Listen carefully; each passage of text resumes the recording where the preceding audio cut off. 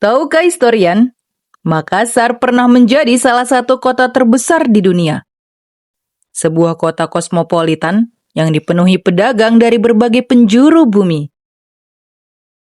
Gedung-gedung mungkin belum menjulang seperti sekarang, tapi pelabuhannya dipenuhi kapal dari Asia, Timur Tengah, hingga Eropa.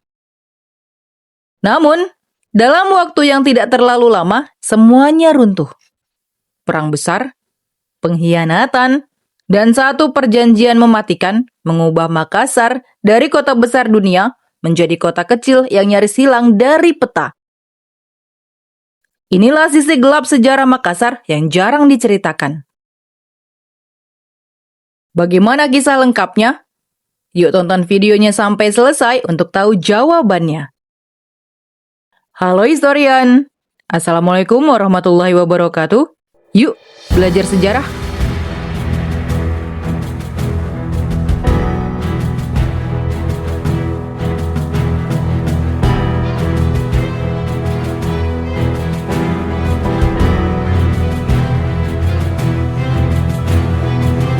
Hari ini, Makassar dikenal sebagai kota metropolitan yang ramai, pusat bisnis, dan gerbang utama Indonesia Timur.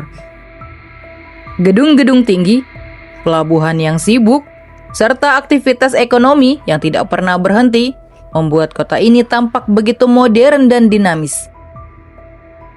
Namun di balik hiruk-pikuk kehidupan masa kini, Makassar menyimpan jejak sejarah yang sangat panjang. Bahkan telah terbentang sejak ratusan hingga ribuan tahun lalu.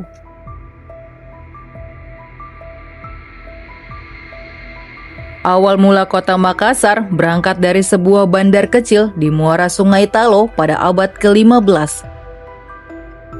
Dalam catatan para pelaut Portugis, wilayah ini awalnya berada di bawah kekuasaan kerajaan Siang. Namun, perubahan besar terjadi pada pertengahan abad ke-16 ketika Talo bersatu dengan kerajaan Goa dan mulai melepaskan diri dari pengaruh Siang. Bahkan berkembang pesat dengan menaklukkan kerajaan-kerajaan kecil di sekitarnya.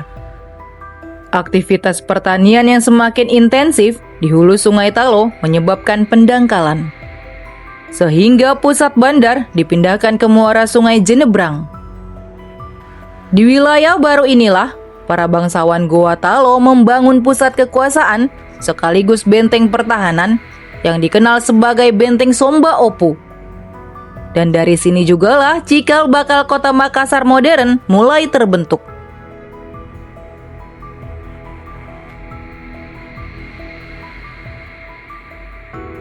Pada masa pemerintahan Raja Goa ke-16, pembangunan pertahanan semakin diperkuat dan aktivitas perdagangan berkembang sangat pesat. Makassar menjadi pusat perdagangan beras yang ditukar dengan rempah-rempah dari Maluku, serta barang dari Timur Tengah, India, dan Cina. Peran saudagar Melayu sangat penting dalam menghubungkan jaringan perdagangan internasional ini.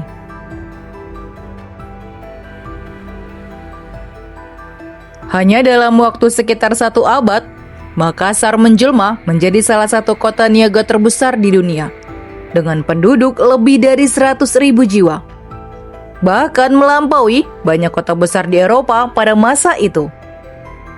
Pesatnya perkembangan ini tidak lepas dari perubahan jalur perdagangan global, terutama setelah jatuhnya Malaka ke tangan Portugis pada tahun 1511 dan kemudian ke Belanda pada 1641, yang mendorong banyak pedagang beralih ke Makassar.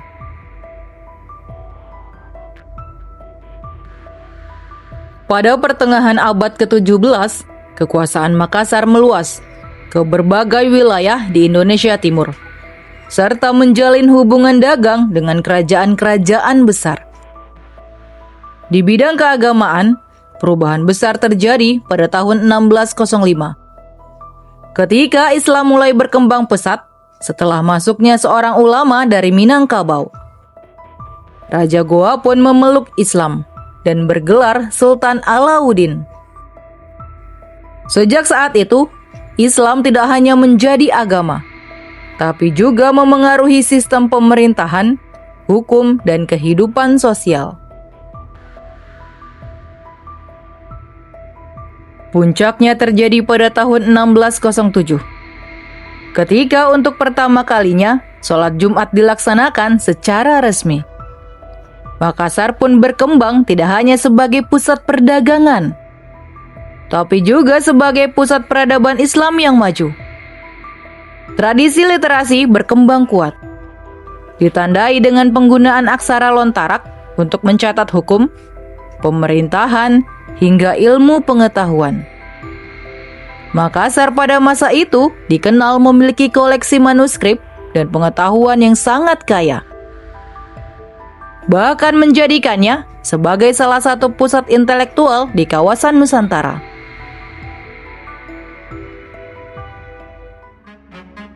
Namun kejayaan itu mulai terusik. Makassar yang terbuka untuk semua bangsa justru dianggap sebagai ancaman oleh kekuatan kolonial yang ingin memonopoli perdagangan. Ketegangan dengan VOC semakin meningkat. Makassar menolak sistem monopoli dan memilih tetap menjadi pelabuhan bebas. Keputusan ini menjadikannya target utama dan konflik pun tidak terhindarkan. Perang besar pecah antara Goa dan VOC yang berlangsung selama beberapa tahun. Ini bukan sekadar perang biasa, tapi perang yang menentukan masa depan Makassar. Di tengah konflik, situasi semakin rumit ketika muncul kekuatan-kekuatan lokal yang berpihak pada VOC. Dari sinilah tekanan terhadap Makassar semakin besar. Benteng Somba Opu yang selama ini menjadi simbol kekuatan akhirnya menjadi medan pertempuran yang brutal.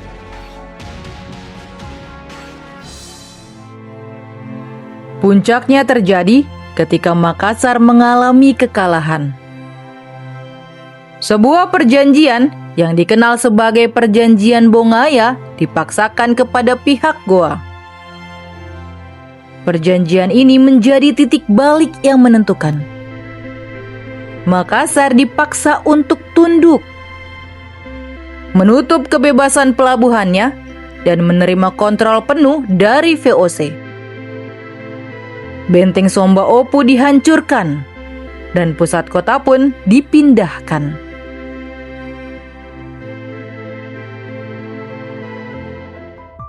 Wilayah baru dibangun di sekitar benteng Ujung Pandang yang kemudian dikenal sebagai Fort Rotterdam. Dari kota besar yang kosmopolitan, Makassar berubah drastis menjadi kota kecil di bawah kendali kolonial. Jumlah penduduk yang sebelumnya mencapai lebih dari 100.000 jiwa menyusut menjadi sekitar 2.000 jiwa saja. Sebuah perubahan yang begitu drastis dalam waktu singkat. Makassar yang dulu menjadi pusat perdagangan dunia, kini hanya menjadi kota kecil yang dikontrol sepenuhnya. Memasuki abad ke-18, Makassar perlahan mulai bangkit kembali. Pelabuhan kembali dibuka untuk pedagang Cina dan aktivitas perdagangan mulai hidup lagi. Komoditas baru seperti teripang dan sarang burung menjadi bagian dari perdagangan internasional. Masyarakat maritim kembali aktif. Bahkan pelaut dari Sulawesi dikenal berlayar hingga ke Australia.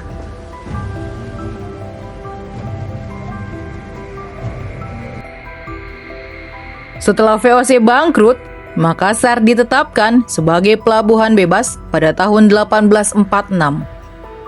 Pertumbuhan ekonomi kembali meningkat dan jumlah penduduk mulai bertambah. Pada awal abad ke-20, Makassar menjadi pusat pemerintahan di Indonesia Timur. Perubahan besar kembali terjadi setelah kemerdekaan Indonesia dengan pertumbuhan penduduk yang sangat pesat. Nama kota ini pun sempat berubah menjadi Ujung Pandang, sebelum akhirnya kembali menjadi Makassar pada tahun 1999. Sekarang, Makassar berdiri sebagai kota metropolitan yang dinamis. Namun dari kisah panjang ini, kita bisa melihat bahwa Makassar bukan sekadar kota modern, melainkan hasil dari perjalanan sejarah yang panjang, penuh kejayaan, konflik, dan perubahan.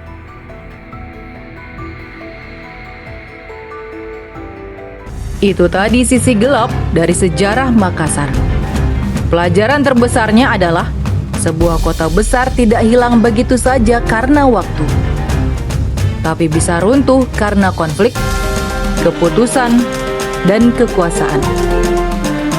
Semoga video tadi bermanfaat dan menambah pengetahuan kita tentang sejarah Indonesia, karena sejarah adalah guru kehidupan. Sampai jumpa di video selanjutnya.